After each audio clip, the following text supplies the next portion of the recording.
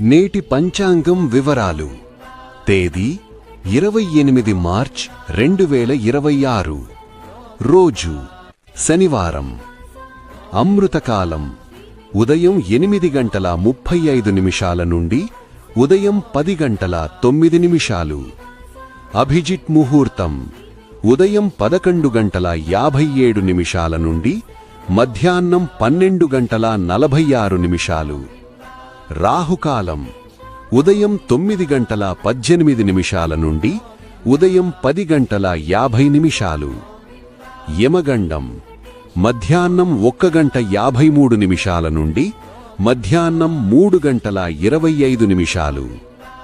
శుభ శనివారం. ఓం నమో వెంకటేశాయ.